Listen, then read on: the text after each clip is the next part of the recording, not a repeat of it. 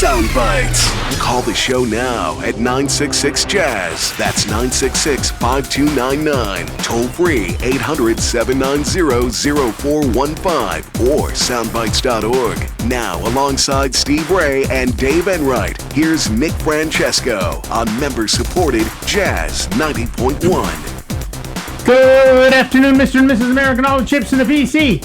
It is Saturday, the 25th day of May, Anno Domini 2019, and you lucky people, you're listening to Sound Bytes. Don't panic. I'm Nick Francesco. I'm Dave Enright. And I'm Steve Ray. And it's 7 minutes after the hour. We're going to be bringing you news, views, things to choose, nothing to lose. Kick off your shoes. Don't get the blues. Here comes the news. Before we get started, several important announcements. So, hey there to all you hoopy fruits. Hoopy fruits. It's Towel Day. Yep. Steve not only wore his Don't Panic. I couldn't find mine, but he brought his towel. I know where it is. It's over here. So you always know where your towel is. I think my favorite story, and I had to watch it again this morning. In 2015, Italian Air Force Captain Samantha Cristoforetti read from the book. Nice. In space. Nice. From the space station. Excellent. While she was inverted in orientation to the camera. Because there is no up and down. Oh, sure, of course. Who cares? So she had to do it inverted. Sure, of course she did. It's also Bill Bojangles Robinson's birthday. Most importantly, of course, it's Sing Out Day. So get your inner Ethel Merman on, or Michelle Bublé, or I don't know, Susan Boyle, whoever, or none of the new people because they don't sing, they scream. But that's a different story. And the most important thing before... You know what? Wait a minute. Yeah. You know what that's called? What? You're showing your age. I am showing my age. I liked it when people sang. I'm not disagreeing with it. I couldn't agree with you more. But the most important thing is put this on your calendars. We all know that we should not throw away old computers and other electronics because they're very, very toxic and shouldn't go in landfills. Mm-hmm. But most places charge you to recycle your e-waste. Well, on Sunday, the 30th of June, so you got plenty of time to get ready, at Rochester Greenovation, 1199 East Main Street, they will take your e-waste recycling for free. That's the 30th of June, Rochester Greenovation at 1199 East Main Street. Get it on your calendar now. Start collecting that junk that's been sitting around collecting nothing but dust. And get ready to do that. I'll announce that a couple more times during the show, but now we'll do the news. On Wednesday, a security researcher calling herself Sandbox Escaper published demo exploit code for 2 more Microsoft Zero Days after releasing a similar fully working exploit the day before. A zero-day vulnerability, of course, is a software security flaw that is known to the software vendor but doesn't have a patch in place to fix the flaw. It has the potential to be exploited by cyber criminals. These 2 mark the 6th and 7th zero days impacting Microsoft products that Sandbox Escaper has published in the last 10 months. The first of the 2 new zero days is a vulnerability in the Windows Error Reporting Service that Sandbox Escaper says can be exploited via a carefully placed discretionary access control list operation. The researcher named this bug Angry Polar Bear Bug 2 after a similar zero day she discovered in the same Windows Error Reporting Service last December and named Angry Polar Bear Bug. The good news is this zero day is not as easy to exploit as the last one. It can take upwards of 15 minutes for the bug to trigger, Sandbox Escaper said. Once exploited, the zero day should grant an attacker access to edit files they normally couldn't. In other words, it's a local privilege escalation situation, but as Sandbox Escaper puts it, not that much of an issue. Microsoft has told ZDNet that security bug had been patched a week before with the release of the May 2019 patch Tuesday, which of course has its own set of problems. The second of the Microsoft Zero Days that Sandbox Escaper published today, earlier this week, is one that has an impact on Internet Explorer 11, which, as you may remember, is deeply embedded in the Windows code, so you're using it no matter what browser you prefer. Per Sandbox Escaper, this vulnerability should allow the attacker to inject malicious code into Internet Explorer. According to a security researcher who reviewed the exploit, the zero day is not remotely exploitable, but can only be used to neuter security protections and IE for subsequent attacks, and should be considered a low-impact issue. Today's releases come just one day after Sandbox Escaper published proof of concept code for another Windows 0 Day, a local privilege escalation in the Windows task scheduler process. On her personal blog, Sandbox Escaper promised to release 2 more 0 days impacting Microsoft products in the coming days. That'll make about a dozen in the last 10 months. Still no poll, but do you still think you're safe from Windows? Give us a call, 585-966-JAZZ. That's 966-5299. Toll free 1-800-790-0415. And she is generating quite a bit of controversy online. Some of her earlier tweets with 0 day exploits were, this is terrible, I'm giving up, horrible situations here. But she keeps doing it. Yeah. And she's not telling Microsoft ahead of time. She's just releasing it to the That's public a problem. ahead of time. So if Microsoft knew, they could theoretically issue a patch before it came out. So then that gives a little more time for people to get it fixed. Well, her point to that is Microsoft. She's one person working by herself. Microsoft has about 600 gazillion people who work for them. They should have found these. Right. The other thing, too, is she could be making a lot of money either selling it on the dark web to the bad guys, or even going to some of the Pwn to Own or other security conferences where they pay you for finding exploits like this. Right. And in fact, there was just one, was it Hong Kong? And the team that won the most cred, they had the most pwnage points to become master of Pwn. They won like $300,000 or $400,000. Yep. Steve Gibson had a show on Security Now a few weeks ago about being a white hat cracker for a living, and there are people who do it. Right, earning your whole living from these competitions to legally disclose and legally get paid. So there are several a year, Yeah. and if you can win a few $100,000 a year at each one, Yep. that's not a bad thing. Yeah. It's not a bad thing. That's called Pwn, P-W-N, to own. Number 2. The number 2, Pwn to own. And as with so many things, when you say you get pwned, that comes from just a typo that somebody had in probably read it, and everybody picked up on it. Yeah. And part of the competition is that the thing you break into, you get to own. That's why they call it Pwn to Own. And then the most recent competition, someone broke into a Tesla Model 3. Yep. And won the Tesla Model 3. There's a $100,000 thing. Yeah. Plus the money. Yeah. Yeah. All right, to the phones. Our first caller is Sarah from Gates, New York, patiently waiting on the line. Hi, Sarah. What's up? I have a question about my Chromebook. I have a Samsung, one of the original 11.5-inch, small Chromebooks. It's worked fine until recently. We can't get on the internet.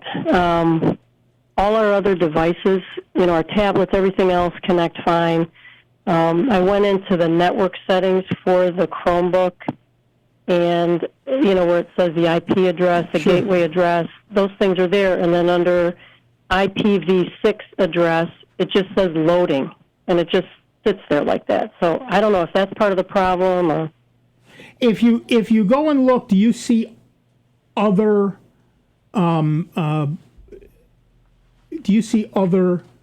wireless devices? In other words, normally when you open up your wireless settings, you'll see yours plus a bunch of other people's.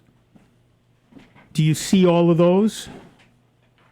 As far as other, like, Wi-Fi networks? Yeah. I did see... I have our regular plus a 5G, and then I'm assuming it's one of our neighbors that sort of pops up. There's one other network that shows up there. So that shows that your Wi-Fi is working. That's good. Yeah, and like I said, our tablet connects, my phone connects. It's just the Chromebook will not connect to the internet. I tried to do an update. There was a Chromebook update that came out, and the error message that I got just said, your connection was interrupted, a network change was detected. Wipe and restore? Well, what I would suggest one thing that you do is change the password on your router. I might suggest that as a thing to do.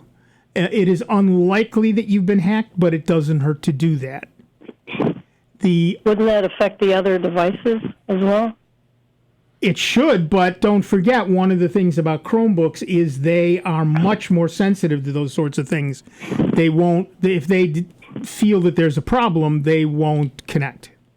Mm-hmm. So I would try that first.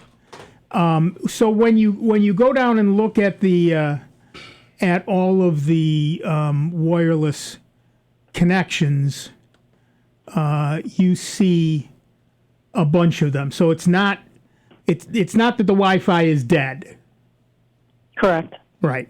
So yeah, what it sounds like is you've got a problem with your IPv6 support.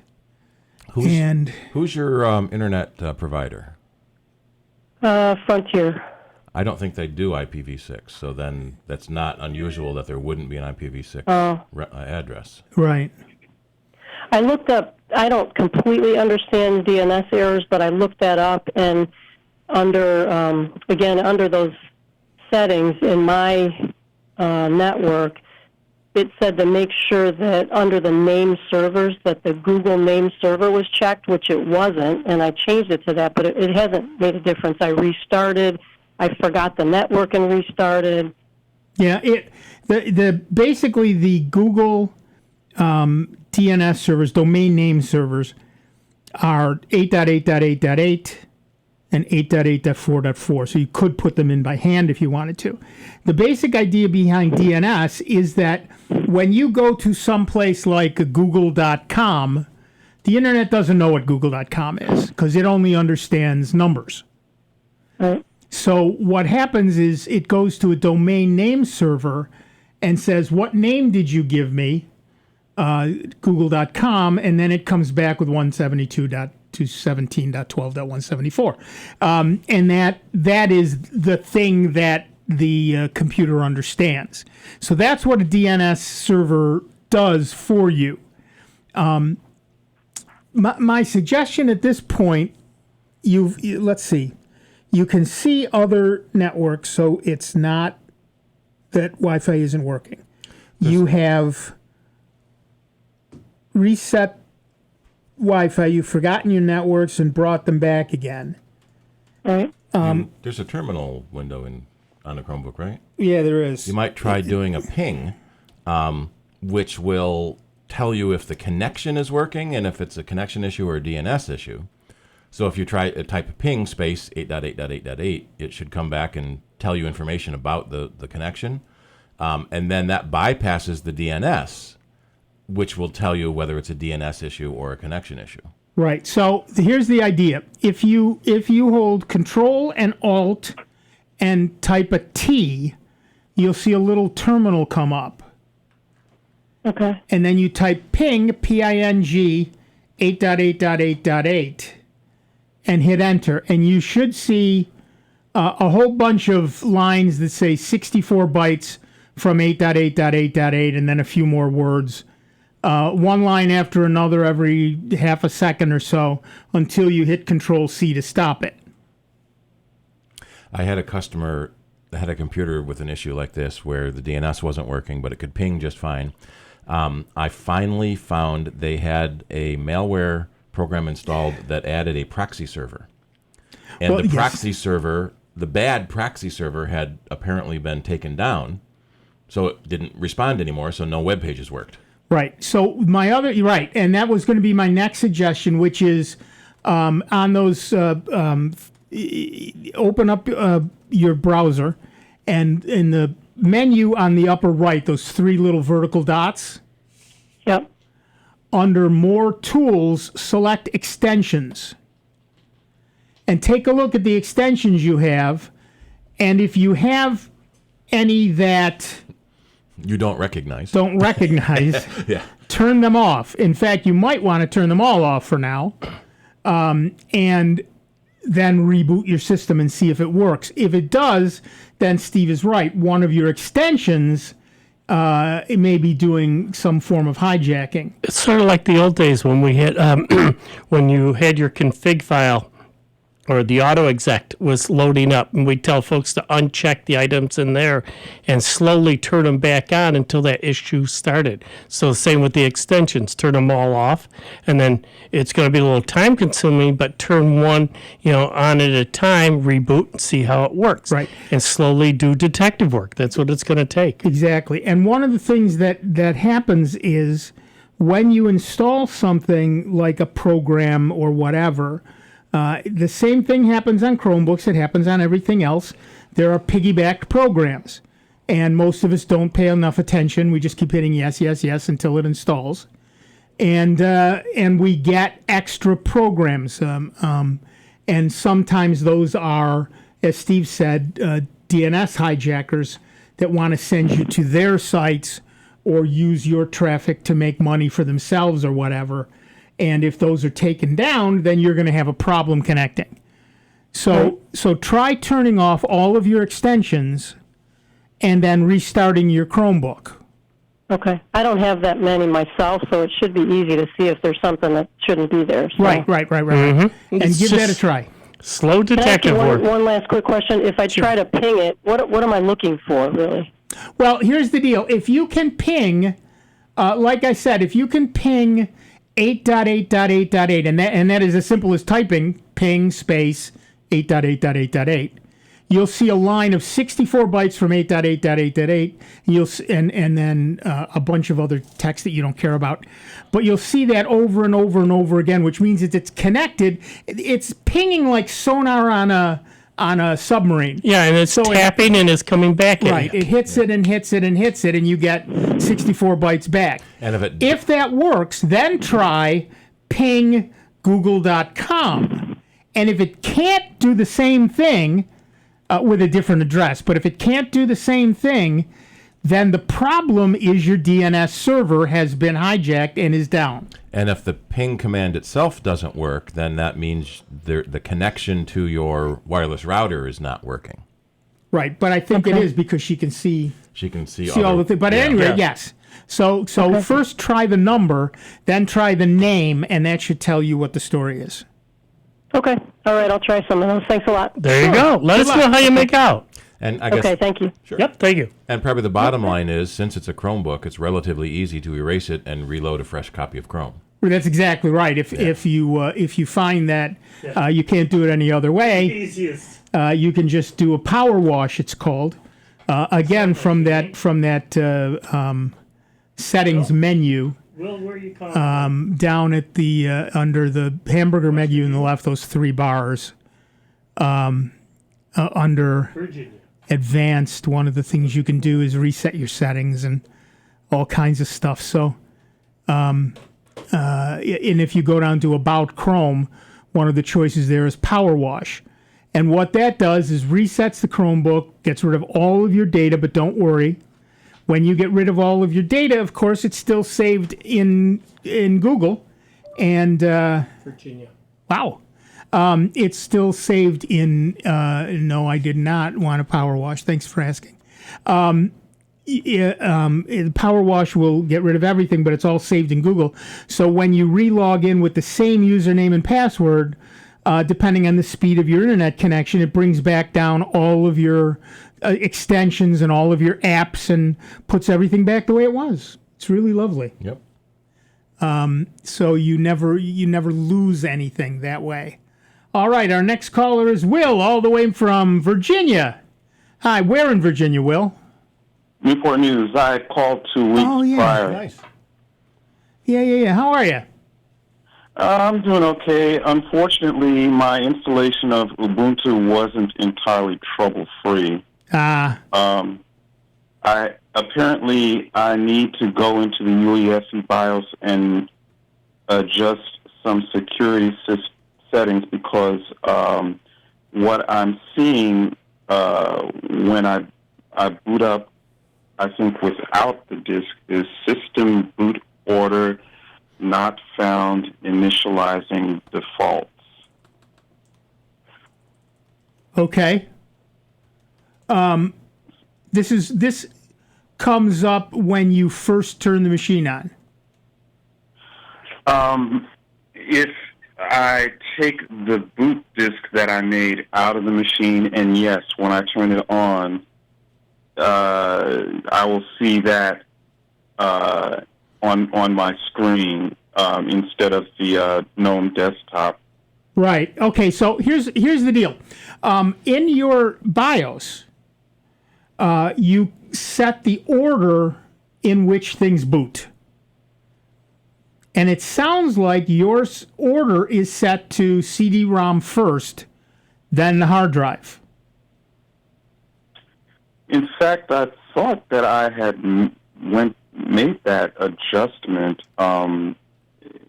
It seems like I did, but it's almost like I didn't. So I'm wondering if maybe my security settings need to be adjusted as well. It's not impossible. That happens. Have you done it when you get this? Did you do a cold boot or was it a warm boot? In other words, did you do a reset, a reboot, or did you turn it all the way off and then start it again? If I remember correctly, it was very. Wait a minute. Okay. Well, I'm going to fess up and say that prior to me actually doing the install, Windows, the bootloader became corrupted, and so it was after that happened that I actually did the install of Ubuntu. And okay. So you may have a corrupted bootloader. Yes. That's my assumption, because what had happened leading up to me installing Ubuntu was that Windows, prior to my installing of Ubuntu, Windows had crashed, and I was only able to get as far as I think the startup repair screen or something like that. And I had tried making a repair disk for Windows, but of course I liked an activation key, and so I couldn't do that. And so I thought to myself, well, I've been talking about getting a Linux distro for a while. I might as well go ahead on and do it, And that's what happened. Is there anything else on the drive or anything on the drive at all that you care about or need back again? Well, before we go that far, one thing you might want to do is, I don't remember if it's already installed, but there is a program you can install, and under Ubuntu it would be sudo update grub. Yeah, I think I heard about that. Okay, listen, we have to take a break. Stay on the line, and when we come back, we'll give you this information, okay? Okay. All right, we're going to take a quick break. Back in just a couple of minutes with Dave Enright, Steve Ray, me, Nick Francesco, Will from Newport News, Virginia, and you, 30 minutes after the hour. Soundbites member-supported Jazz 90.1. Computer talk you can understand. More Soundbites is next on member-supported Jazz 90.1. If you want to support Jazz 90.1 a lot, but your budget says only a little will work, there is a way. It's called the Jazz 90.1 Jazz-O-Matic membership.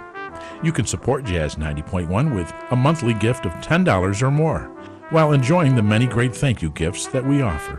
Jazz 90.1 will deduct that amount automatically every month, and should your circumstances change, you can cancel at any time. Support Jazz 90.1 the way you want to, without bruising your budget. Jazz-O-Matically.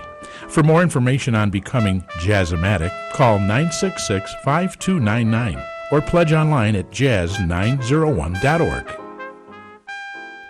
From beautiful blooms to vegetables and everything in between. Join me, Melinda Myers, and listen to Melinda's Garden Moments to find out how you can become an expert gardener right in your own backyard. Thursdays at 1:40 p.m. and Sundays at 11:40 a.m. Only on members-supported Jazz 90.1. Official WGMC contest rules are available online at www.jazz901.org. Women Heart is in a race to save lives. Heart disease is the number one killer of women. It's 80% preventable if you know the facts. Millions of women are living with or at risk of heart disease. Get educated. See your doctor. Know the facts. To win this race, we all have to do it together. Our hearts beat as one. To learn more, visit womenheart.org. Jazz 90.1 is supported in part by our members and by Fairport Canal Nights, with evening concerts on Friday, May 31st, featuring the Eastman Youth Jazz Orchestra, followed by Allegro, and on Saturday, June 1st, featuring Before 2K, followed by Trist. For festival information, you may visit fairportcanaldays.com.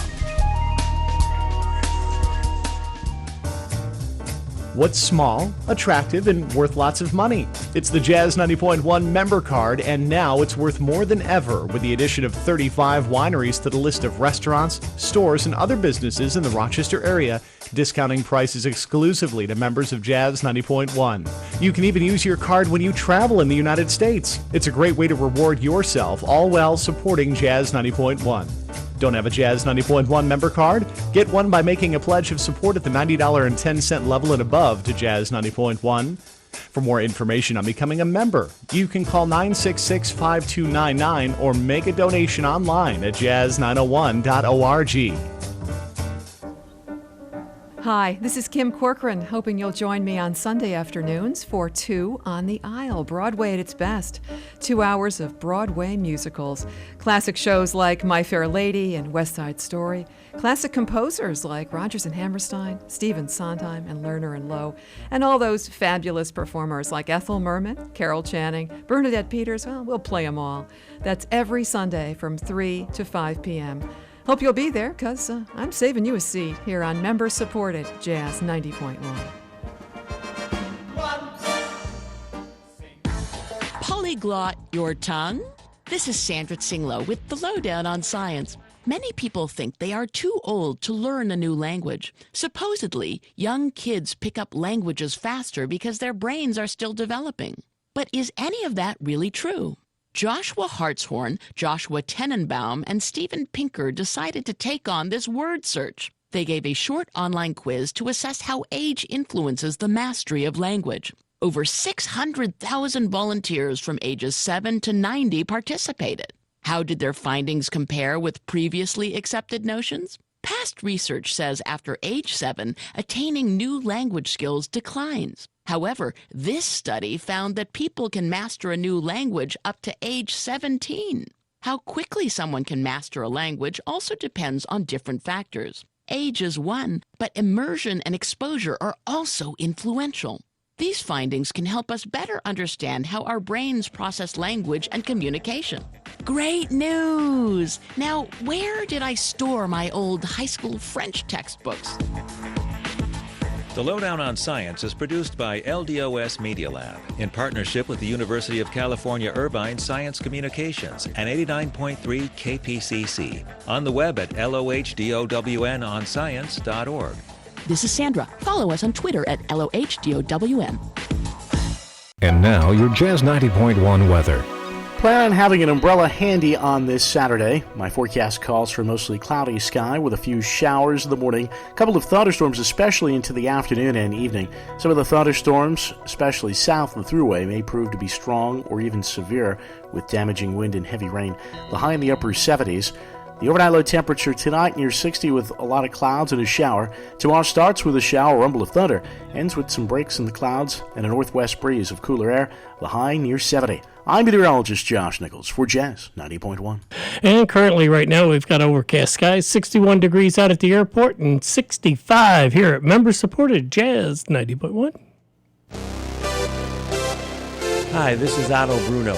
Join me tomorrow from 12 to 2 on member-supported Jazz 90.1. Welcome back, everybody. I'm Nick Francesco. I'm Dave Enright. And I'm Steve Ray. And at 36 minutes after the hour, we have Will from Newport News, Virginia on the line. Still there, Will? Yes, just a quick question before you give me the solution. I've opened my terminal and I have Ubuntu at Ubuntu:$$ for the prompt. So is that going to affect what you're telling me? No. No, the prompt is strictly text that you get, and it doesn't matter the rest of it, and that can be changed to anything you want it to say.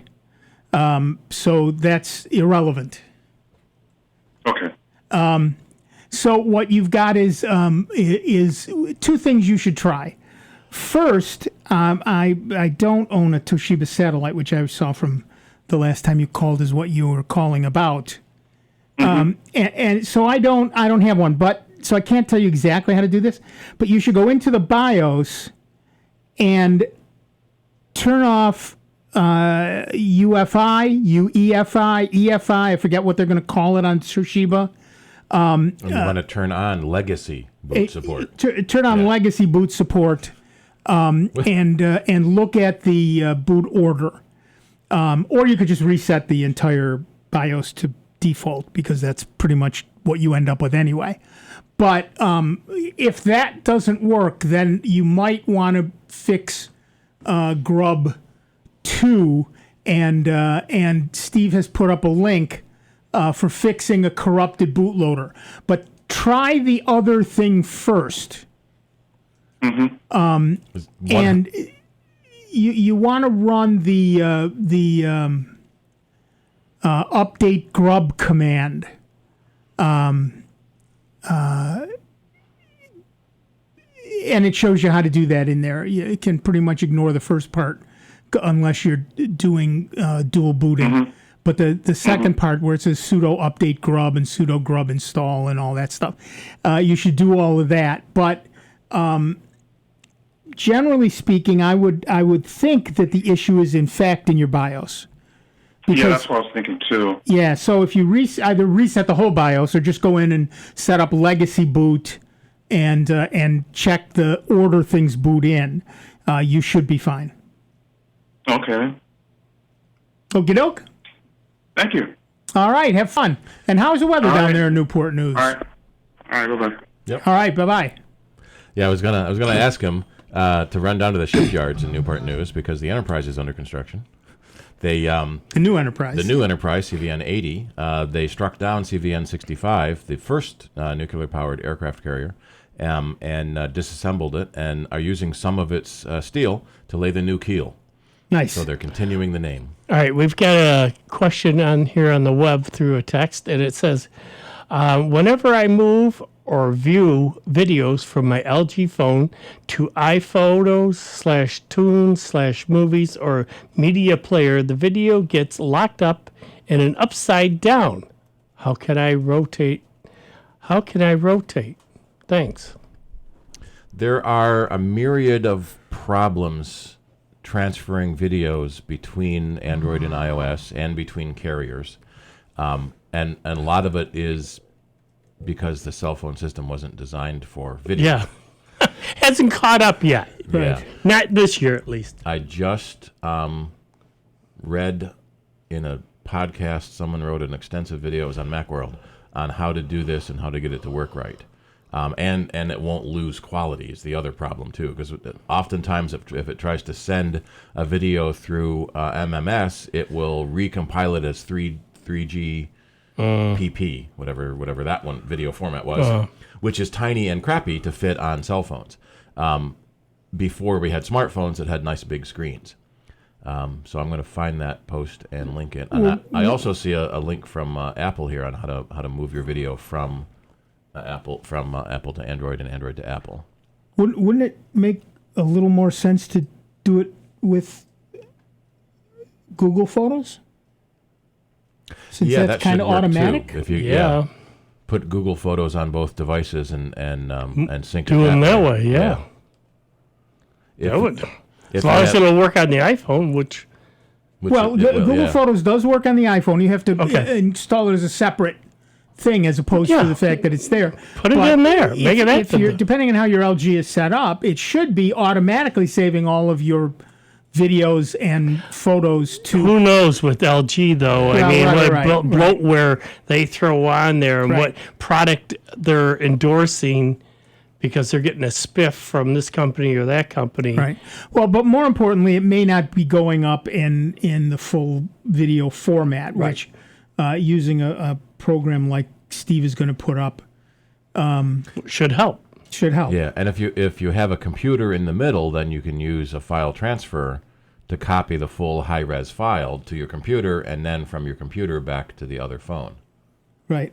I'm trying to find that. My wife has been wanting to do that with photos from her Samsung 6 to her brand new Windows machine, and I just said, well, just open up Google Photos because I already set up your phone to save everything to Google Photos. Yep. Yeah, you may have to wait a minute or two, depending on where you are and how fast your connection. Our connection is very fast. Depending on where you are and how fast your connection is, it may take a couple minutes for it to get there, but it'll get there. And once it's there, you can share it with anybody whose email address you have. So it's pretty easy. So we'll whoever that was on the line, we'll get that up there. In just a moment or two. In Virginia. Oh. No, this is. Never mind. Yeah, okay. They didn't put a name on it. Our next caller is Ed from Brighton. Hi, Ed. What's up? Yeah, John, I want to ask you a question that only I think you guys would know. The general question is the Chrome application that's available better than the Chrome that comes, the factory installed Chrome? And here's the reason I'm asking. Well, wait a minute. Installed on what? Well, I'm sorry, it's on a Samsung cell phone. Okay. So the reason I'm asking because when I get on the web and to send e-cards, I can send them and blah blah blah, but I just can't hear in the background like the Bears are playing something like that. Okay. And so I sent something to I sent an email to the company and said, look, I can't hear the stuff. I can't. And maybe they can at the other end, but I can't hear it. So they sent me, the point is they sent me back a response, which I was surprised, but that said that be sure that you are using the current download application of Chrome. And I thought, wait a minute, I have had this phone for like about a year. And there's already, when you get the phone, a Chrome, on the application manager, there's the icon, et cetera. There's Chrome in there. Sure. I'm sorry, what type of phone did you say you had? I got it's a Samsung Galaxy Luna. Okay. 6.0. It's not the new, 5G, but it's the 4G. So I don't know, and I called the Samsung customer service. I called a couple more, and they want to get into your phone and look around and blah, blah, blah. But I thought that once you get the phone from the factory that's installed already as a default, that just for the heck of it, I downloaded the other one and it gives you this how wonderful it is and on and on and on. But I don't know if that's overkill, if it's supposed to work like normal, or I'm doing something wrong that is hidden away when you're supposed to, activate the phone originally to get it to play text. Because here's the last point is, I did get an email from some lady that has a financial show on Sunday, and you can communicate with her with email. I got blah, blah, blah. So she sent me back an email, and she said they had a PDF attached to it. She said, see this.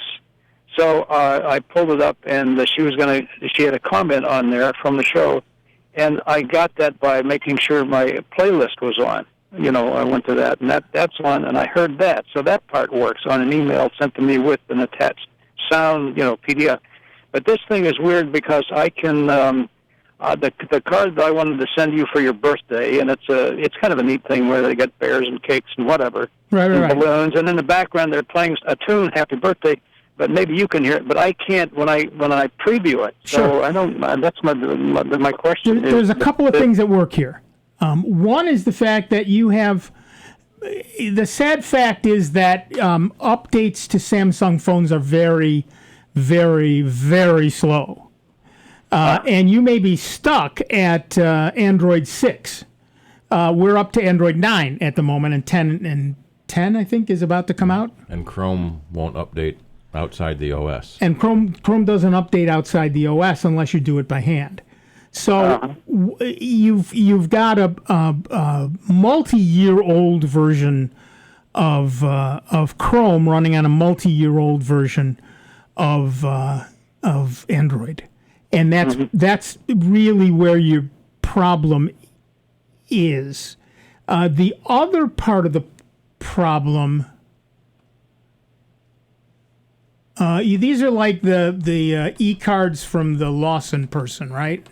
Yeah, exactly. Yep. Yeah. They may be in Flash. I was about to say that. Which Yeah, go won't ahead. play on a phone, period. Oh, really? Yeah, Flash doesn't work on phones. Right. And it will soon, it doesn't work very well on desktops either, but it will soon be officially discontinued. Right. But yes, it does require Jackie Lawson, that's her name. It does require Flash, and it does things in a different way from the way things normally work on a phone, and Flash is supported on Android, but again, it's possible, it's likely actually that it's been blocked. And it's the Flash on Android is very old and isn't updated. But what's bizarre about it, because I got an Easter card from my cousin in Chicago, and it was great. I could see it and hear it and all this kind of stuff. And they had a tune in the background, etc. So I thought I would do one of my own for somebody else or something else for like a birthday. And I don't know if it went, I never got a response from them, but I don't know if they got it and they heard the music, but I tried to preview it. And as I say, I could hear it and then it was fine. But I just couldn't hear the music in the background. So I don't know if something I didn't do when I set up the phone originally, that you're supposed to go in the application manager and go through whatever, you want No, it should be automatic. And does that same email work and play the video normally on a computer? Right. If you send, I think they give the option of sending a copy to yourself as well. If not, send yourself a card. I mean, what the heck? Give it a try. That's a good point. But it should work, however, long story short, on a computer, though, right? Yeah, it should work on a computer, but like I said, send one to yourself and see what happens. I believe there's nothing you can do to turn off the sound. Well, there might be a little button on the card itself to turn off the sound. Well, see, right. There's the classic thing at the bottom, and I made sure the microphone was on, the icon, and the bar was going, and nothing. It's just like you had the phone off, but I know everything. Okay, that's a good point. I'll send the card to myself and see if I get the sound. There also, many browsers now will block autoplay sound because it's so annoying when you go to a website and it suddenly plays sound. So when you want to play the sound, there is often a button you have to click to make the sound play. Mm-hmm. Right. What you'd see up in your little bar at the top is a speaker with a line through it, and if you click that, it'll turn on the sound. Yeah, I've tried that. I'm going to send myself a card. That's an idea. Okay, hey, thanks a lot, guys. Appreciate it. Sure, good luck. Hello. Yeah, it's not. Jackie Lawson cards are lovely, and I just don't get or receive them often. Well, the other danger I'm so too unloved. is you are sending someone a program, because these animated greeting cards, the HTML code, there's JavaScript code, and you should never open code in your email, because it could be malicious. Mm-hmm. It may not be this person sending you malicious code, but they could have a problem on their computer. If they Something don't, could get if hijacked they in the don't, middle. if they don't do virus scans and everything else, well, you can sit there and say, yeah, well, I know them. That's all well and good. Yep. But how much due diligence do they take in keeping their machine safe? And you can't be sure it's really from that other person either, because the bad guys will spoof the sender. So you think it comes from Aunt Jackie, but it's actually bad guy number 148,100,000. Yeah, really. Too numerous to even count. Yeah, right. What was that? I just read an article on why 14,683,000 was the number that Dr. Strange gave for the possibilities when he was fighting Dormammu. And why was it? It sounded like a good number. There you go. Wow. Works for him. Well, and there was like this whole weird math thing behind it about the number of characters there are in the Marvel universe and the number of movies there were, and multiply all that out, and you get They got to number. break it down some way or another. Yeah. Tie it to Here's if you're a Google G Suite customer, you should pay attention to this. Has begun forcing a subset of our enterprise G Suite customers to change their passwords after an issue that inadvertently left passwords exposed for more than a decade. In a post for more than a decade. In a post to its Google Cloud blog on Tuesday, the company outlined an error made back in 2005. So that's really 14 years, which is more than a decade.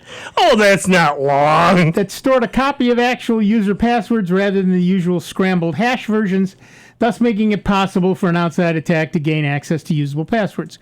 Google explained that the issue has been fixed and the company has seen no evidence of improper access or misuse of the affected passwords. Google says the passwords are still stored on its secure encrypted infrastructure, so the likelihood of an outside attack was low. Google blames a legacy feature set for the issue. Back in 2005, G Suite domain administrators were given the ability to set and recover passwords on the client side for their own users, so they needed access to unhashed passwords. Google has since jettisoned this functionality because it's both stupid and a big security hole, and requires all G Suite passwords to be reset rather than recovered, just like Gmail. Additionally, Google unearthed a separate issue that started in January that also led to unhashed passwords being stored for up to 14 days, like the other issue. Google has fixed the problem and hasn't found any evidence of improper access to or misuse of the affected password. As a result, Google is informing all affected clients to change affected passwords and will reset any that aren't manually changed. Google apologized for the issue and promised it will do better in the future.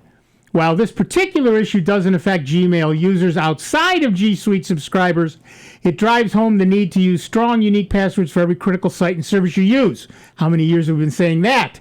If you aren't using a password manager yet, you should be.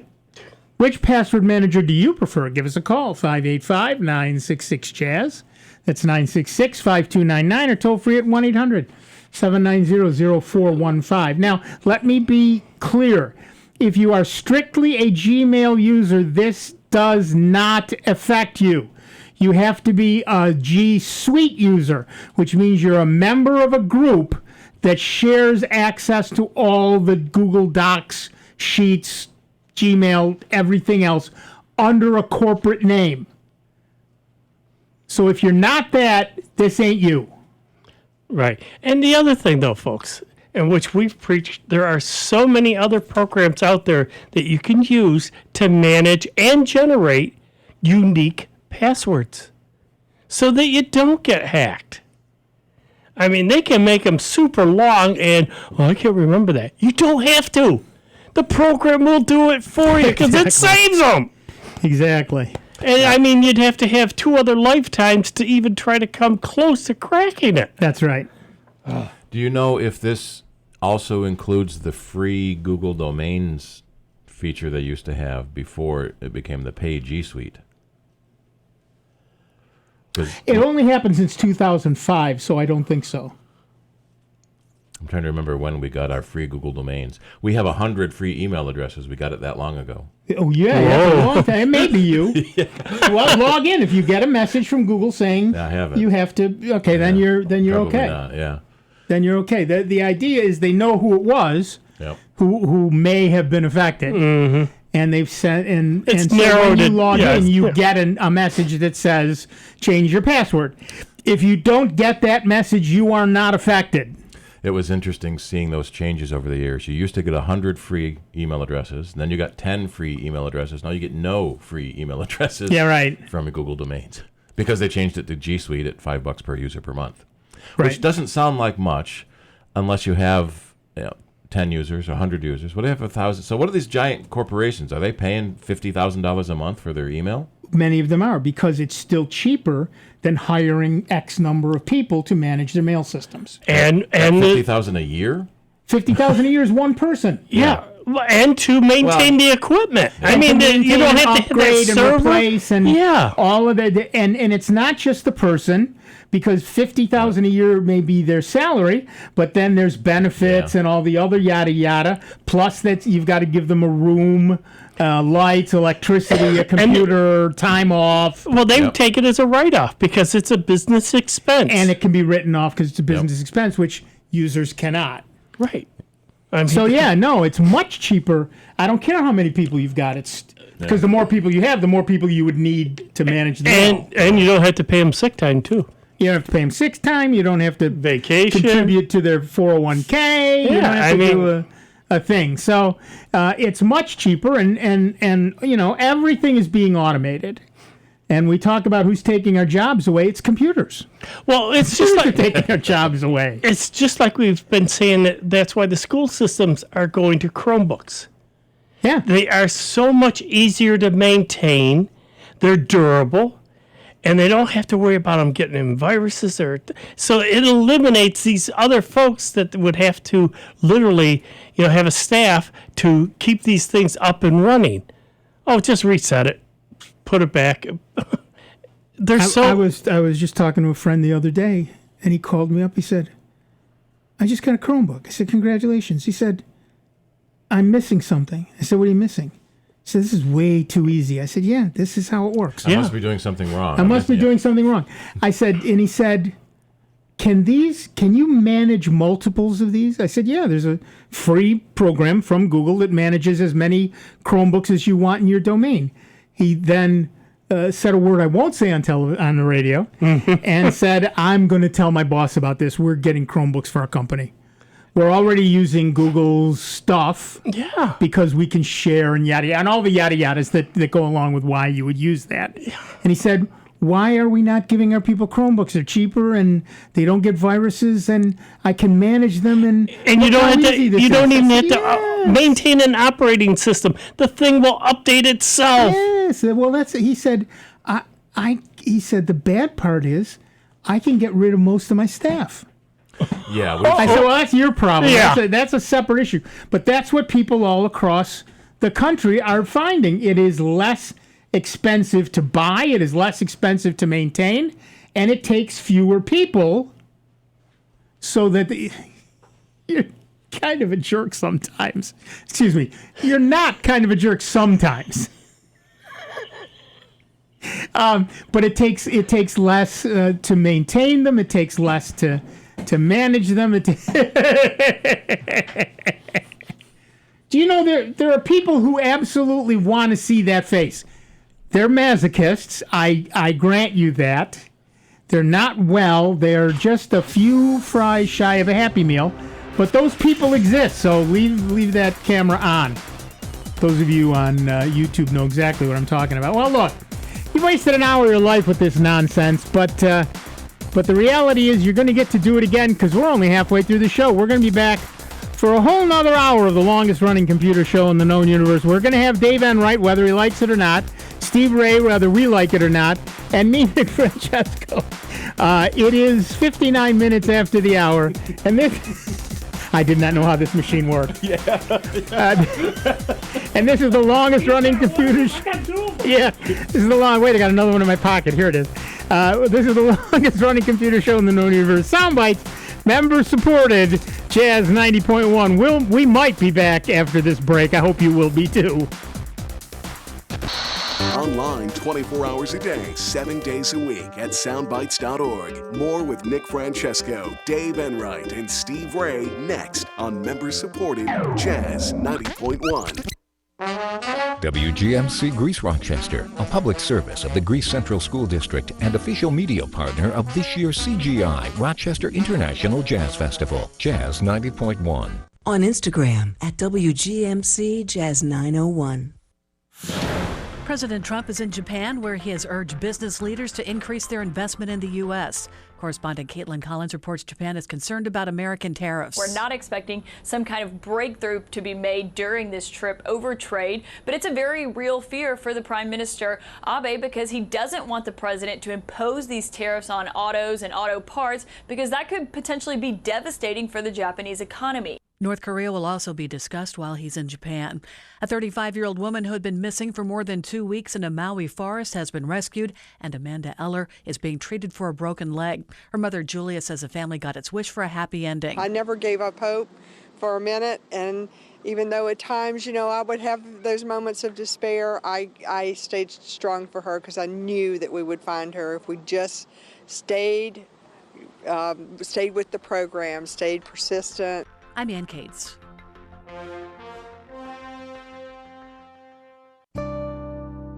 Here's another I Love New York travel tip. Whether you want to cool off with a refreshing swim or just catch some rays and read a book, New York is the place to be with some of the top-rated beaches in the U.S. Ocean beaches abound on Long Island. Popular destinations include the Hamptons, Fire Island, Jones Beach, and Montauk. New York also has great beaches around its lakes, including Grafton Lake State Park in Grafton, Lake Beach State Park on Lake Ontario, and Cumberland Bay on Lake Champlain. There are also beaches along rivers, including Wellesley Island State Park in Fineview and Cedar Point on the St. Lawrence.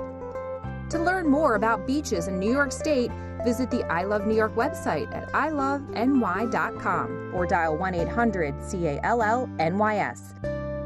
So many places to hit the beach.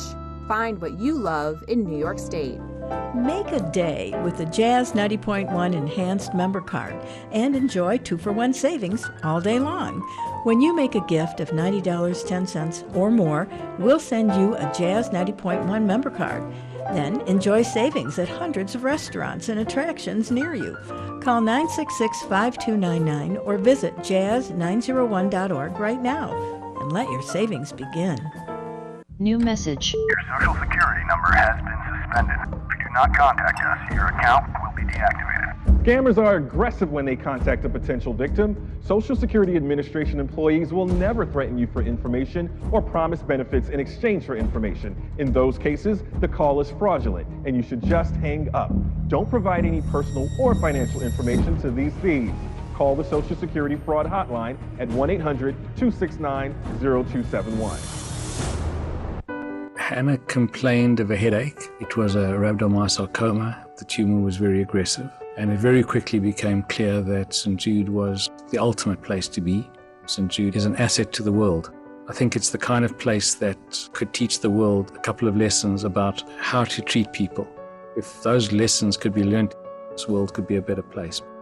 St. Jude Children's Research Hospital. Finding cures, saving children.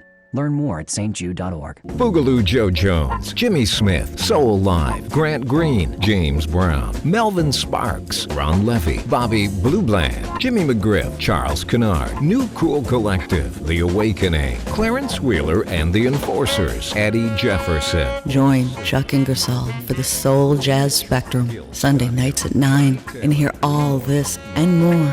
Only on Jazz 90.1 and jazz901.org. Ramsey Lewis, Eddie Roberts, Cannonball Adderley, Eddie Harris, Young Holt. In America, the zip code you're born into can determine your future. If this baby was born a couple miles away, his chances of dropping out of school skyrocket. Born 5 miles farther, his chances of experiencing violent crime rise. But just one town over, his chances at a healthier life improve. At the Y, our programs help all kids thrive, no matter where they're from. Support your local Y at ymca.net/for-a-better-us. Tune in to the Jazz Heritage Series, featuring the premier jazz ensemble of the United States Air Force, the Airmen of Note. Joining the Note is National Endowment for the Arts Jazz Master Kenny Barron. I'm your host, Dick Golden, inviting you to join us for an hour of extraordinary jazz, brought to you by your United States Air Force.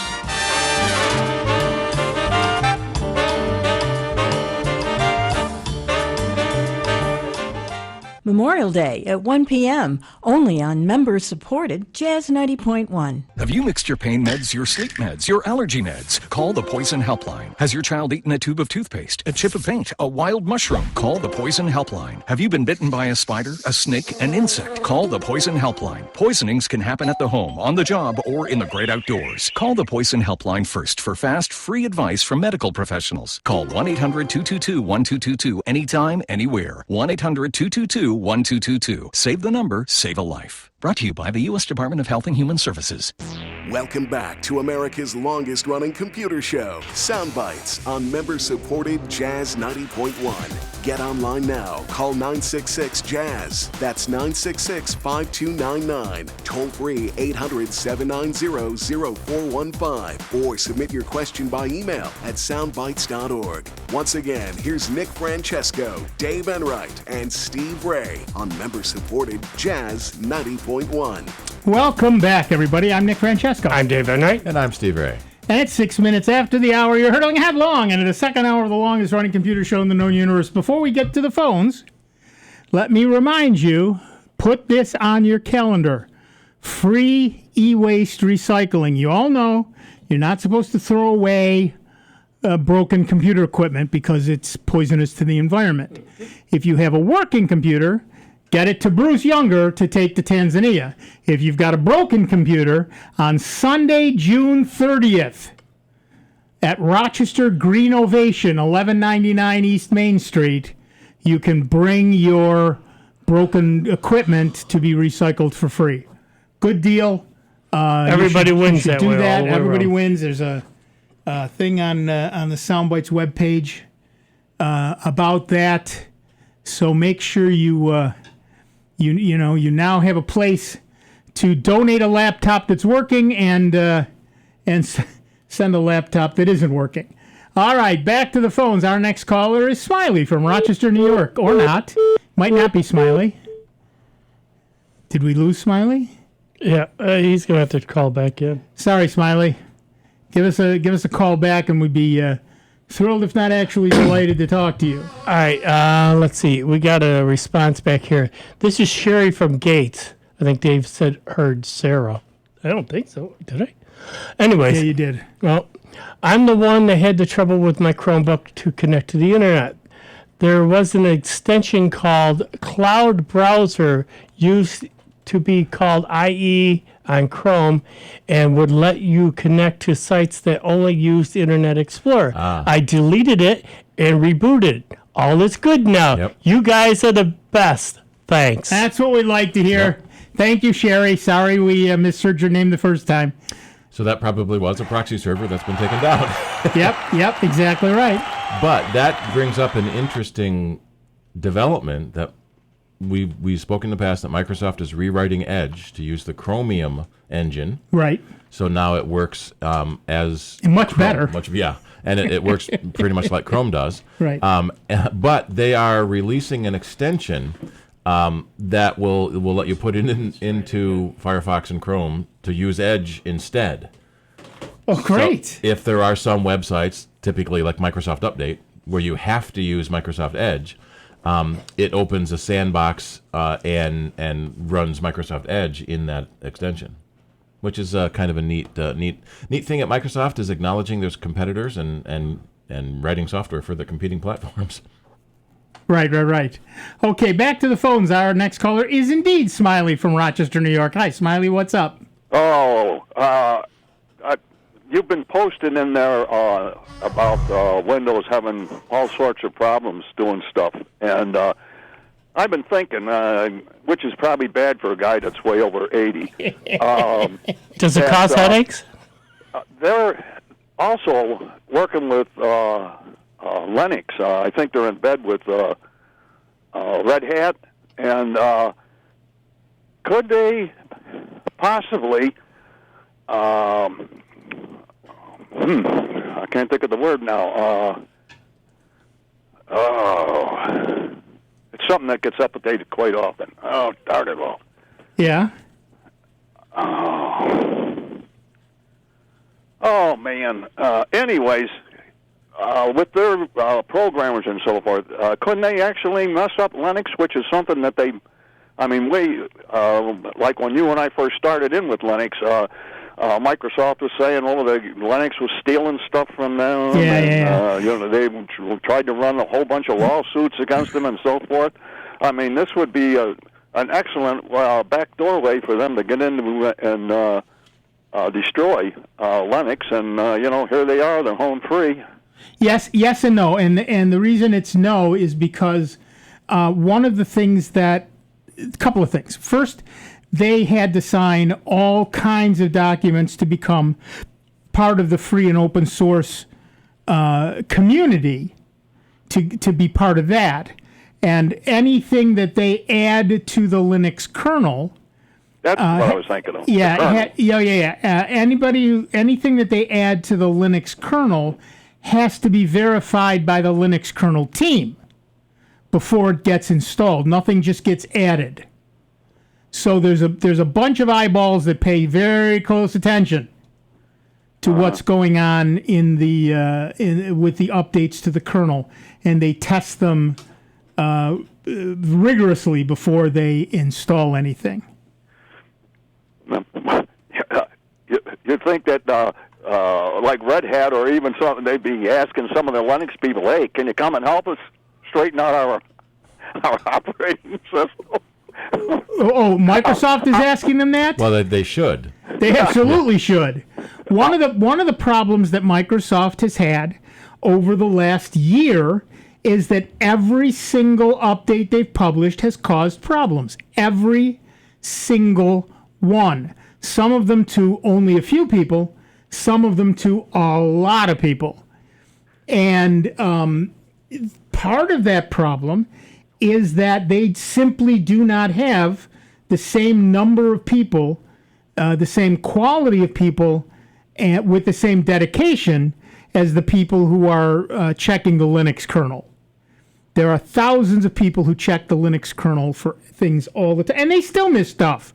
Nobody makes a perfect operating system. Nobody. Yeah. But even with all of that, what the Linux folks are doing far outshines what the Windows folks are doing. Linux puts out updates constantly. Most of them are very small and can in fact be run in the background. You don't have to even pay attention to it. I got an update yesterday that it came up and I saw that it said there's an update available. I clicked OK. It went off in the background. I didn't even pay any attention to it. A little while later, I went back and looked.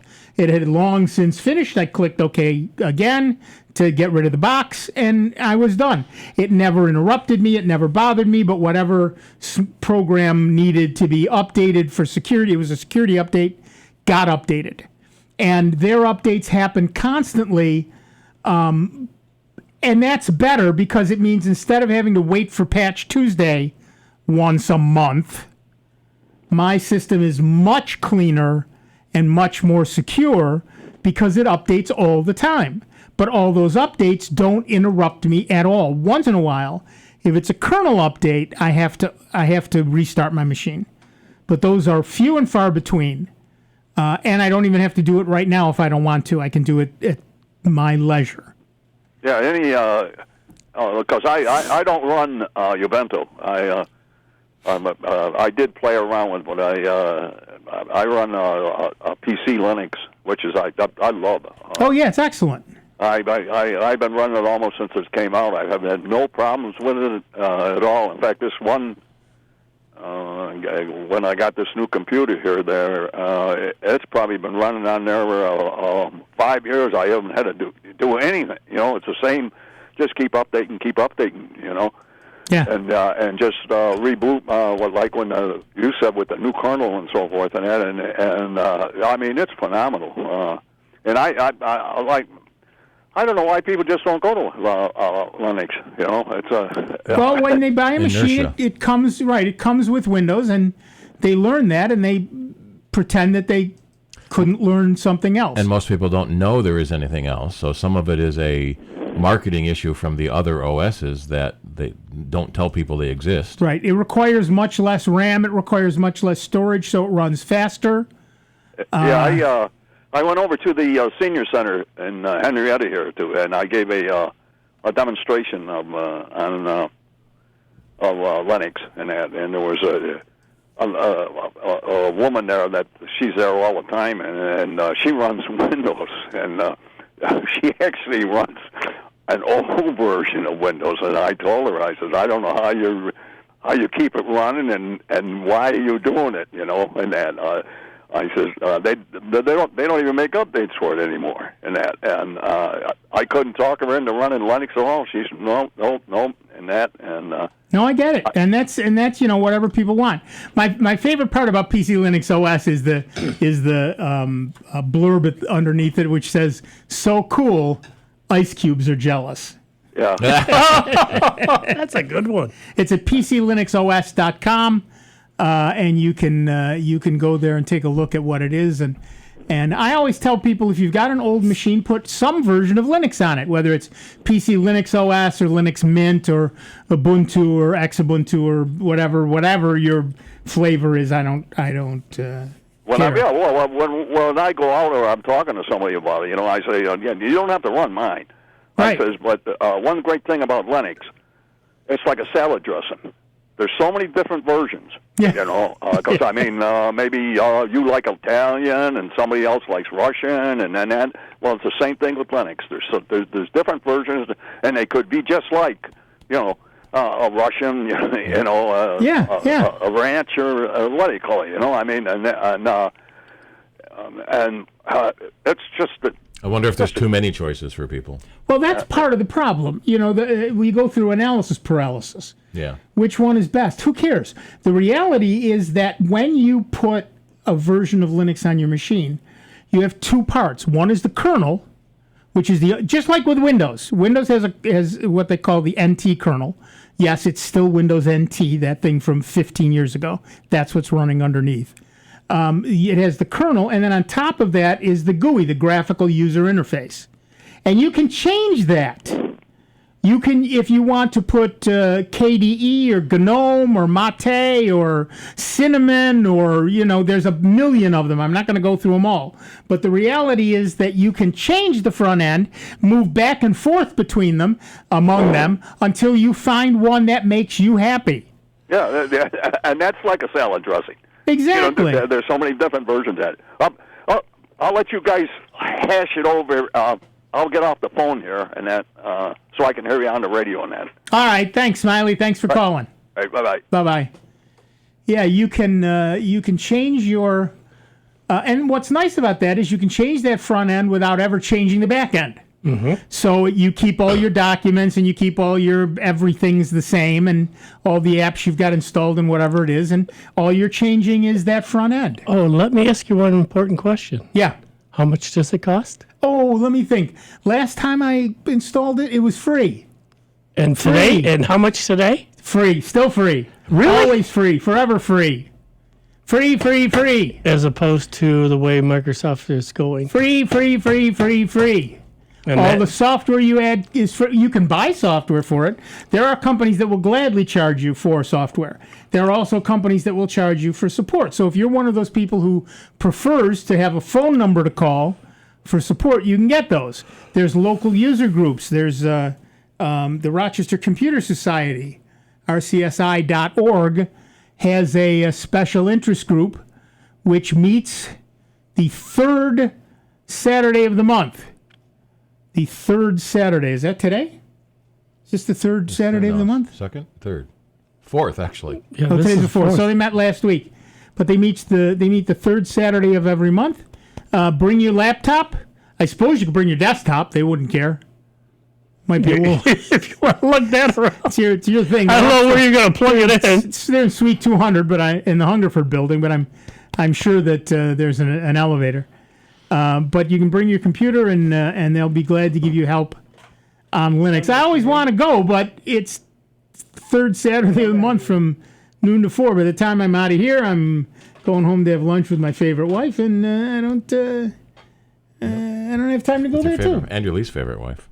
And both of them. I'm having pleasure with both of them simultaneously. See, I wouldn't even want to think about trying to buy a new Windows PC. You've got hundreds of vendors, and each vendor has dozens of products. It's bad enough on the Mac world when there's only one company that makes them, but there's still dozens of models. Well, like I say, though, but on the PC side, it's getting to where, like I said, you go into a lot of these stores now, and they're either laptops or tablets. Not many desktop units. Not many desktop units. Yeah, and I don't get that. I have my Chromebook that I carry around, and I have a laptop that I take to teach classes, but my desktop is a desktop.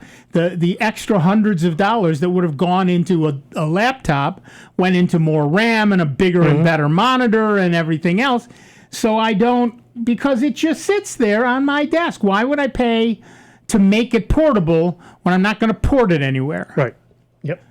All depends on your needs. Well, I want to port it from the upstairs room to the downstairs room. I have the Chromebook for that. Yeah. I have a Chromebook that I can do all of that stuff on. And honestly, I don't do anything on. Well, no, I do a few things on my desktop that I don't do on my. Yeah, I do most of my stuff on my iPad, occasionally on my laptop, and rarely on the desktop. Yeah, but the things I do on the desktop are things like edit video. Yeah. Which I really With the don't bigger want to do screen. anywhere else. Yep. I want the fastest processor, the most RAM, and the biggest hard drive space, and the giant monitor to do that stuff. Bigger, on. better. Yeah, bigger, better, faster. All right, back to the phones. Our next caller is Andy from Greece, New York. Hi, Andy. What's up? Hey, Nick. How's it going? Peachy, how are you? Pretty good. Happy Memorial Day. Quickly, if you can't wait till the 30th of June to recycle your electronics, working or otherwise, you can go to Goodwill 7 days a week. Yes, you can. You can drop them off at Goodwill anytime. Yep. There is also the main e-waste office in Victor, which is probably the back end behind all these community drives. So the community organization gets some of the money for the probably most of the money for the donations. But e-waste in Victor, they take pretty much everything. The only thing that I know there's a fee for is CRTs that are not made by Sony, because Sony pays them, but none of the other CRT companies do. Right. So I think I still have a couple CRT televisions at home. I haven't recycled yet because I don't want to pay the recycling fee. Right. So right now it's a stand, and it works just fine as a stand. I've got one. I got this huge. It's got to be 32-inch tubes. You know, the old. Holy moly! Well, my cousin, when she moved out, she wound up getting a new TV so her son carried her old one, which is this big honker of a tube thing, up to the attic. Perfect. When she moved out umpteen years ago, she left it. Of course she did. So now I got this stupid TV up there. It works, but I'm not hauling it down. You used to be, and I haven't done this in years, but it used to be you could hire burly folks from the various high schools or some like the football club or whatever to come over and move heavy equipment for you. I don't know if anybody still does that. That'd be neat to know because, if anybody is familiar with that, call and let us know, because that's the sort of thing, particularly as we get older. Yeah, wouldn't mind having. That's a beautiful thing. Definitely. Some of the tech schools used to take in old electronics like that to use for training the students. Yeah, but most of them have a limit on how old is old. Well, and that's it. That's right. Yeah. Nobody cares about CRTs anymore. Yeah. Hey guys. Yeah. Yep. Quickly, to address the other point that I wanted to get to, if you're having trouble getting images of decent quality from an iOS to your phone, because I do this all the time because my son and daughter-in-law are on iPhones and I'm on an LG Android, and my wife's on a Samsung, and the quality of videos is terrible.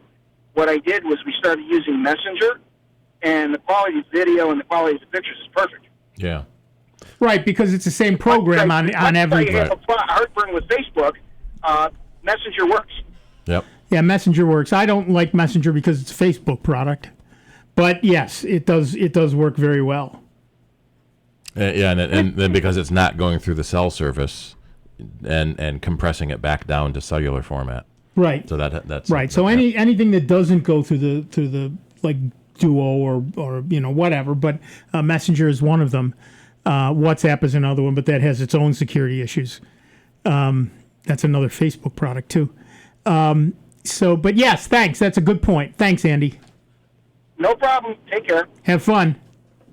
That makes sense. Anything that isn't going through the cell service doesn't compress the same way. There is a new protocol being developed to allow for higher quality cross-platform messaging.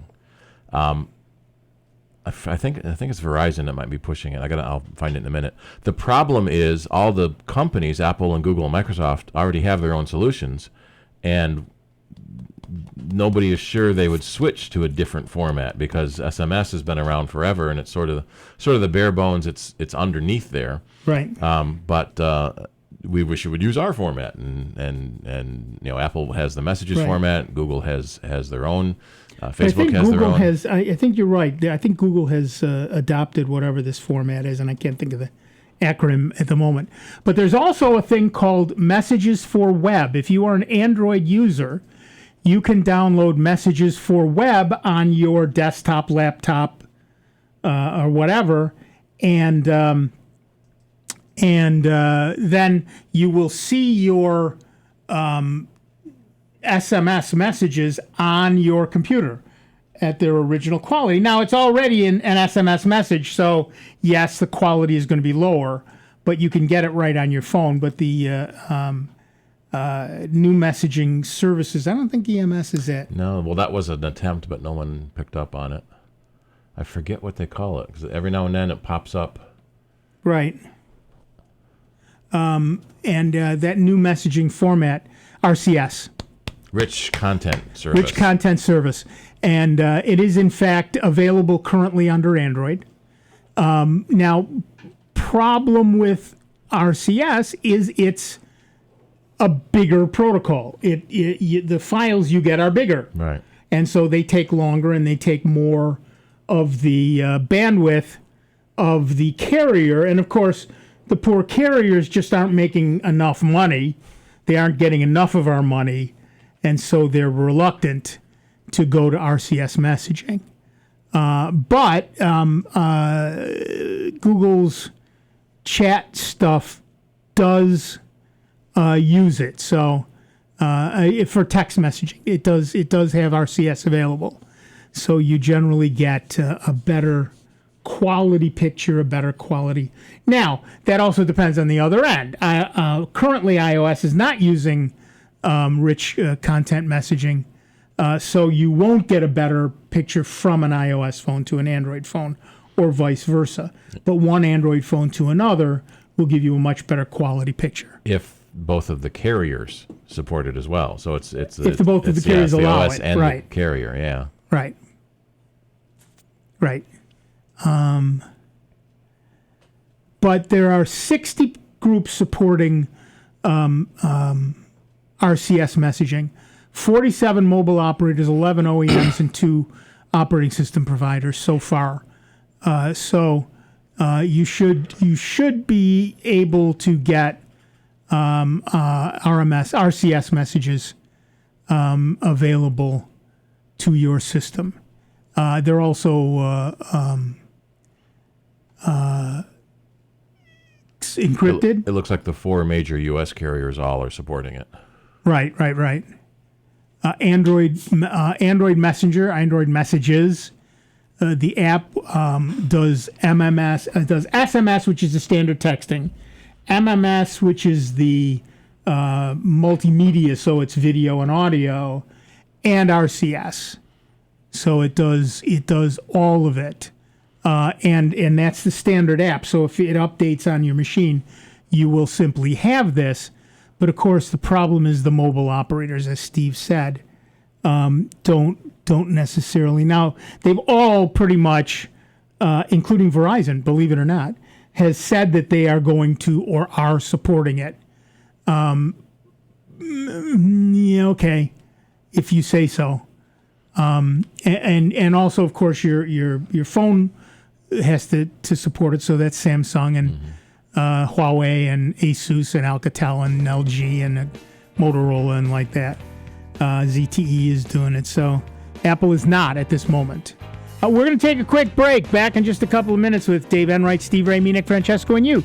30 minutes after the hour, give us a call, 585-966-JAZZ.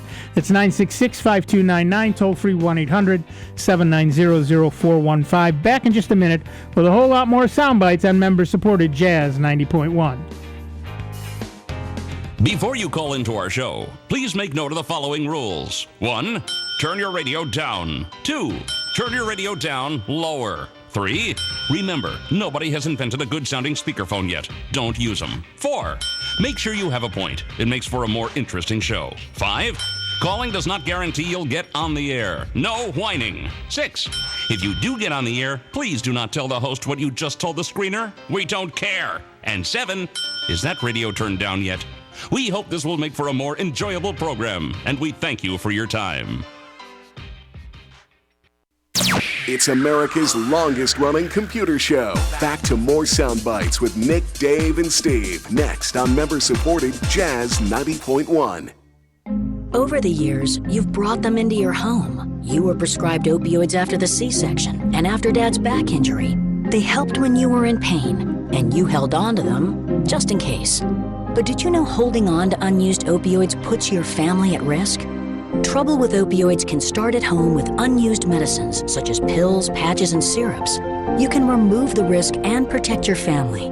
Find out how at www.fda.gov/drug disposal. Jazz 90.1 is pleased to again present summer and fall jazz cruises aboard the Colonial Belle in Fairport. Cruises set sail July 15th, August 12th, and September 9th. All cruises will feature live jazz and blues on the Erie Canal. Cruisers will also enjoy a light meal from Jetty at the port and a cash bar on board. Sail on, sail on, sail on. Tickets are on sale now and are $35 per person for our 2-hour cruises and are $45 per person for the 3-hour Erie Canal Lock Cruise on August 12th. Performers include the Bob Snyder Trio in July, Bill Tiverio and Friends in August, and Steve Grills and the Roadmasters for our Blues Cruise in September. Come aboard in Fairport, just 20 minutes from Rochester, for a beautiful and jazzy evening on the Erie Canal. For tickets, call 966-5299 or visit jazz901.org. Sweet strawberry icing. You're in Goodwill, and just past that vintage denim jacket you spot miniature donut earrings. You lean in. Ah, that's the scent of shopping success. Because at Goodwill, every item you buy funds local job training and more. So bring home those donut earrings and bring home so much good to your community. Goodwill. Bring good home. Brought to you by Goodwill and the Ad Council. We all come together and stand together to serve our veterans. We invest in the latest technology. We take the time to train the next generation of doctors and nurses. We work together to make sure we heal their bodies and their minds. This is our mission. More than 300,000 of us working as one, together with families and loved ones. No matter where they live in this country, we'll be there. We stand strong, united. Stand with us in caring for our veterans. What's small, attractive, and worth lots of money? It's the Jazz 90.1 member card, and now it's worth more than ever with the addition of 35 wineries to the list of restaurants, stores, and other businesses in the Rochester area, discounting prices exclusively to members of Jazz 90.1. You can even use your card when you travel in the United States. It's a great way to reward yourself, all while supporting Jazz 90.1. Don't have a Jazz 90.1 member card? Get one by making a pledge of support at the $90.10 level and above to Jazz 90.1. For more information on becoming a member, you can call 966-5299 or make a donation online at jazz901.org. New message. Your social security number has been suspended. If you do not contact us, your account will be deactivated. Scammers are aggressive when they contact a potential victim. Social Security Administration employees will never threaten you for information or promise benefits in exchange for information. In those cases, the call is fraudulent and you should just hang up. Don't provide any personal or financial information to these thieves. Call the Social Security Fraud Hotline at 1-800-269-0271. We depend on our drinking water supply daily, but where does that water come from? Your water provider encourages you to get to know your local water source so together we can protect and preserve it. The investments we make as a community to protect our water source now ensure we have a sustainable drinking water supply for the future. Visit drinktap.org to learn more.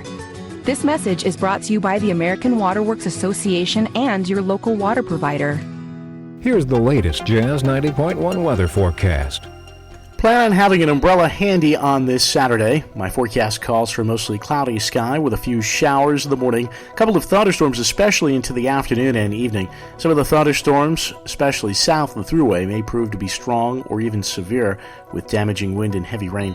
The high in the upper 70s. The overnight low temperature tonight near 60 with a lot of clouds and a shower. Tomorrow starts with a shower, rumble of thunder, ends with some breaks in the clouds and a northwest breeze of cooler air. The high near 70. I'm meteorologist Josh Nichols for Jazz 90.1. And currently right now we've got cloudy skies, 65 degrees out at the airport, and 70 here at member-supported Jazz 90.1. This is Rob Linton. Join me weekdays from 4 to 6 on member-supported Jazz 90.1. Welcome back, everybody. I'm Nick Francesco. I'm Dave Enright. And I'm Steve Ray. And at 36 minutes after the hour, we are Sound Bytes. Before we go any farther, let me clarify. Although Apple is not part of the RCS group, nor do any of their products do RCS, you can still do RCS through things like WhatsApp, which I wouldn't put on my phone with a gun to my head, Facebook Messenger, which I wouldn't put on my phone with a gun to my head, and a couple of other messaging programs that do RCS whether Apple likes it or not. So you're not left out, you just have to use the right product. And that's why Andy could say, he gets much better quality when they use WhatsApp because it uses the RCS protocol. Or Messenger, rather. He was using Messenger. And so that's what that's all about. So you want to pay attention to how you send things and the way you get things so that you get the best quality you can. Yep.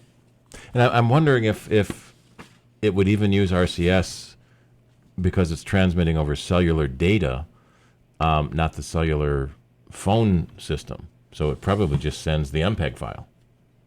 Right.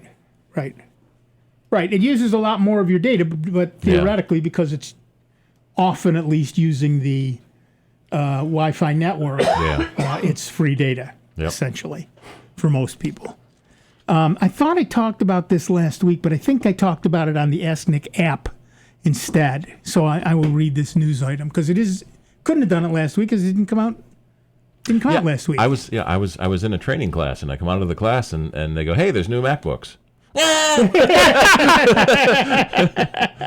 Oops. Yeah, so it couldn't have been last week. It must have been on the Ask Nick app, available at asknick.com. The butterfly keyboard on Apple's MacBook laptops has come under fire in recent years after some users have reported malfunctions that result in keys registering 2 taps instead of 1 or simply not responding at all. Apple released a new version of its MacBook Pro earlier this week with an improved keyboard aiming at mitigating these issues, and now iFixit has provided a closer look at precisely what has changed. In its recent published teardown, iFixit noticed 2 key changes in the key changes. Get it? In the MacBook Pro's keyboard, a new bada bing, a new transparent switch cover, and a possible change to the metal dome switches in the keys. Apple has not specified the updates it has made to the new MacBook Pro's keyboard beyond saying it has changed the materials to significantly reduce the issues described above. iFixit notes that the new switch cover is transparent and made of nylon, while the cover in the 2018 model is made of a semi-opaque silicone material. It's unclear exactly what this change means for the new MacBook Pro, but it could potentially be important, considering this layer keeps contaminants away from the dome switch, which is a key part of the keyboard assembly. The report also mentions that the metal dome switch may have changed, although it doesn't get into specific details. This too could be critical, considering any change to the dome could change the way the key works when pressed. Other than its updated keyboard, Apple's MacBook Pro is also getting a speed boost. The 15-inch model now comes with an 8-core variant. We should talk about an 8-core variant on something that thin with no fan, but we'll get there. And Intel's 9th generation processors, while the 13th-inch version with Touch Bar is getting Intel's 8th generation processors and faster quad-core configurations with higher turbo speeds. Apple also recently expanded its keyboard service program and made improvements to the repair process to reduce the amount of time it takes to fix Butterfly keyboard-related issues. Apparently, they no longer need a hammer to remove the old keyboard. Still, it's unclear if these minor updates will address the persistent complaints that have surfaced about Apple's Butterfly keyboards in recent years. Apple also added a silicone membrane to the keys in its 3rd-generation Butterfly keyboard, as iFixit previously noticed, but some customers continued to encounter malfunctions. So are you ready for a new MacBook Pro? Give us a call, 585-966-JAZZ. That's 966-5299, and toll free at 1-800-790-0415. So that means my computer is now 3 generations old. Holy moly. How do you stand it? Time for an upgrade. Yeah. Mine's only quad-core. I need to get the octa-core now. You need to get the octa-core. Let's talk about 8 cores and something that thin. Yeah. And with a metal box and no fans. I cannot imagine that you will be able to run that. What? There are fans. There are now? Yeah. When did that happen? The 13 and 15 have fans. The 12 doesn't. But they have asymmetrical fan blades, so you don't hear them as much. Oh, they went to acoustic. They have an acoustic chamber where they check out. Pardon me. Yeah. Ooh. But the point is, they still get awful hot. The quad cores get hot. Yep. Yeah. The octa cores are going to get, wait for it, twice as hot. Yeah. You think? You think? So I certainly would never put one of those on my lap. Although, yeah, we got to stop. It depends on whether you got the chills or not. Right. Yeah, in the middle of winter, it's great. Depends on whether you want to have children. In the middle of summer. Right. Not so good. The operating temperature is 50 to 95 outside atmosphere. Inside temperature is dang hot, folks. Yeah. I have a program here that will tell me what the temperatures Honey, are. the door is frozen. Wait, let me get my laptop. Honey, the pipes are frozen. Exactly. Let me just tape the laptop up here instead. Just hold this up to the pipes for a couple minutes. We'll be fine. Farmer. I really, seriously, when your laptop is that thin, where's the heat going to go? And how, particularly, I know, look, I get it. If you're one of those people who sits and stares at a spreadsheet for 4 hours, it's not going to be a big deal. But if you're somebody who's doing 15 or 20 things like Steve, when he's done, even the cooling pad is hot. Yeah. Yeah. And double the cores, he gets twice as much work done. Well, less than twice as much work done. It's got 1,800 threads running. Yeah, well, exactly. And can you imagine running that on 8 cores? How hot that's going to? I was looking at the temperature. It's 78. Oh, that's not too bad. Oh wait, that's Celsius. Oops. Yeah, it's not Fahrenheit. Excuse me, Freedom. It's Celsius, which is much hotter. I was doing that yesterday. I kept asking both Alaska and Google to translate, to convert Celsius to Fahrenheit, and because I was reading a book and they kept doing Celsius, and I kept thinking, that's not so. Wait, 23 Celsius. That's warm, and minus 10 Celsius, not that cold. It's not minus 10. It's something else. Well, I finally got from this one company with me doing contesting and all this other stuff. What messes me up is, I'm used to Eastern Standard Time or Mountain or Central or that type of stuff. Well, in the ham world, they do UTC. Oh, sure. Yeah. 2 different times. I thought I was going to get it on this one contest. Yeah. Nope. No. It was 4 hours. go. Well, at least we're only UTC -5, so it's not too bad here. No, 4 right now. 4, daylight savings time. Yeah. Daylight savings time. We're at 4. Why they don't do away with it? That's why I'm 3 hours off for my daughter in the summer and 2 hours off for my daughter in the winter, because they don't do daylight savings But it time just anymore. messes you up. You know, you sit there and okay, I got to be there at 4 o'clock. I get on at 4. I look. Long gone.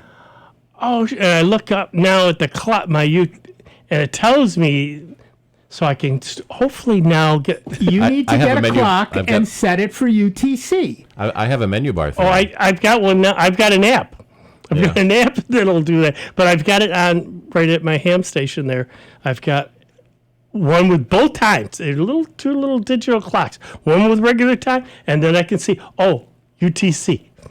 Yeah, I have that. Because I have that everything's on my Android phone so that I can see my daughter's time. So when my daughter says, "I'll call you at noon," hold it. Who's noon? Yeah, there you first, and then I can look at my phone and think, it's 1 o'clock. She didn't call. What? Oh, right. It's only like 11 or whatever. Yeah. Time. Don't want to, Right. Yeah, but I don't know why here in the East, though, they don't just the U.S. permit, typically, do away with the daylight savings time.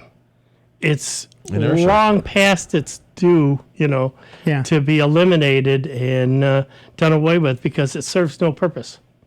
Other than messing it up, because there's a number of states now, like you said, Arizona, that does it. It's so you can make fun of people on Monday morning who are an hour off. Yeah, right. Once a year, twice a year. Usually it's on Sundays. People are late for church or early for church, right? Because of the time. Well, then you get in your car Monday morning, and that's the one clock you never changed. Yes, but because they all change automatically now. I still have a couple of manual clocks I have to change. I have the one in the bedroom I have to change, and there's actually a switch on the back, so I just flip that switch. I've got one of those. But I've got I have one analog clock where I have to run it ahead. 1 or 11 hours. Yeah. Yeah. Because I can't go backwards on it. Well, my grandfather clock, if we got to fall back, I just stop the pendulum. I stop the pendulum, let it, because it's easier to move it forward. You can't go backwards. Right. But going back to the heat issue, I got into a discussion with somebody about, they're complaining about their phone, and how thin it is, and or thick it is. And wait a minute, they had this huge Otter case on it. Right. And I says, wait a minute. The battery could be improved if they would just sit there and make them a little thicker. Oh, I can't have it thick. I go, wait a minute. You got this huge Otter box. Well, I got to have that. So if I drop it or that, I've already dropped a couple and I've broken them. I says, a couple millimeters. You know how thick a millimeter is? Well, that should be huge. No, it's not. So we literally had to go over to the office. I asked somebody, did they have a ruler? And I showed them 2 millimeters thicker. Oh, I thought it would, again, going to the conversion. Right, right. Oh, I didn't think it was that small. A couple millimeters thicker, they could give you more battery life because you can't pop the batteries out of the phones now. But if you said 3/64, they wouldn't know what that meant either. My wife would, and that's the interesting thing because she's got me. I'm now nothing but a 3D print monkey for my wife. I'm printing for her all the time. But she's got this thing going on where she says, "Oh, I needed 3/64 of an inch." You mean 3 millimeters? I don't care. Okay. But now she's getting it. But now you're right. But now she's getting it. Now she's going, okay, I need this 3 millimeters thick and 40 millimeters high and 70 millimeters wide. And I know it, and I can make it that. And she's now measuring in millimeters, and I can see the smoke coming out of her ear. She doesn't like it. Because she's been measuring, obviously. Yeah, and so same with me. Yeah, right. Everything is, eighth, 64th, 132nd. Right. Right. It's interesting in some of the airplanes I build that sometimes they will rate the wingspan in millimeters, occasionally in inches, But I've got a couple. I've got one that's 1,200 millimeters, and I've got another one that's 2,100 millimeters. How about just 2 meters? Right. 2.1 meters or 7 feet. 2.1 meters, 7 feet. But it's marketed as 2,100 millimeters. Right. Yeah, but so. And I don't know why we've never gone to metric. It is so much. Exactly. It is so much easier. Well, once you get it. You know what they should do? Start telling people their weight in kilograms. Yeah, yes. I only weigh 60 kilograms. That's right. Do your weight in stone. That's stone. Yeah, 14 stone. 14, right. Big bull. Those are big ass stones, but they're big ass stones. A stone is 14 pounds. Yeah. But 14 pounds and some ounces, I think. But going back, though, they finally realized, like we were saying, that, that much. And they go, well, why don't they do it? And I go, because some folks at corporate, wherever these idiots sit there and meet, think, oh, we got to make it thinner, to make it new and innovative. Oh, so what if we, kill the battery life? They don't listen to the people and what they want, and it's right now. I don't think anybody would complain with more battery life. No, they wouldn't. If somebody said to me, hey, we're going to make your phone 2 millimeters thicker and give you an extra 10 hours of battery life, bring it on. I would jump at that. I would run to it, and I don't run. Well, especially since they, stopped the ability, like you've said before a number of times, you just can't carry an extra battery around with you. No, it's got to, you've got to do with what it's got. Then you get a battery case, which makes it even thicker. Which makes it even thicker. Did you see the latest thing out now? Yeah. It's a little. It looks like an oversized phone. It's maybe 5x7, and it's solar. Oh, it's a solar panel. I have seen those. Yeah. You just plug your phone into it, and it uses the light to charge your phone. Yep. You can now buy a backpack with a solar charger built into it. Yeah, I believe it. There you go. So when you're backpacking through the woods, communing with nature, you don't miss your Instagrams. Well, that's the other thing too. Like you said, your phone, with one of those, you'd never, as long as there's light, which might be an issue here in Rochester. Well, yeah. But still, having. Aren't they building a solar farm nearby? A friend of mine has solar panels. He gets about 60% of his electricity from the solar panel he's got, and that's only because he didn't spend the money to buy double the amount of solar panels. Well, there was an ad. Instead of buying solar panels, tap into some of these. There was an ad there I saw on TV. Tap into your solar farm and get electricity a lot cheaper. Yeah, they're building a big solar farm in Finger Lakes area. It says. That's where he lives, as a matter of fact. I'm trying to figure out if it says where yet. Well, that's a big area, of course. So yes, they've got a huge one over there on near Edison Tech, and there already are solar farms in Caledonia, Mount Morris, and Byron. Yep. I mean, that would be sweet if you could tap into that. I wouldn't mind throwing some up on my roof. I wouldn't either, but unfortunately, I've got a lot of trees in my neighborhood. The company behind us does alternative energy and safe, natural cleaning products and paint strippers. So it's not organic in that sense, but safe to the environment paint strippers. He's got a wind turbine and solar panels, and the excess energy you produce, you can sell back to your energy provider. Right. He makes so much they won't take it anymore. Well, that's the problem. Just because they say that you can sell it back doesn't mean they'll take it. And then there's some new law got passed in New York that if you don't get your power from the power company, you pay a different fine to the power company. Right. It's kind of like you're not paying a gas tax with electric cars, but there's an electric tax. Right. That's exactly right. You have to pay more. They got to get you one way or the other. New York wants its money. New York wants its money. So we're of course now they're talking about legalizing marijuana, which is Colorado's making millions upon millions of dollars a day. A day, yeah. They're already planning on having it passed by June. They've probably already got half of that money that they think they're going to make off of it spent. Yeah, I don't doubt it. Colorado's working on mushrooms now. Colorado's working on mushrooms. Marijuana is already legal, and they're working on psychedelic mushrooms next. Psychedelic mushrooms, and I think the look, the '60s kids are now the voters. Yeah, and they want what they've had all of that time. So we'll see what happens with that stuff. Look, we want to thank you. It's the end of another show. We want to thank everybody who called in. We'd like to take a moment to think about all those who gave their lives for this country. God bless each and every one of you. Our hearts go out to your families and your friends, and our thanks to what you have done for us.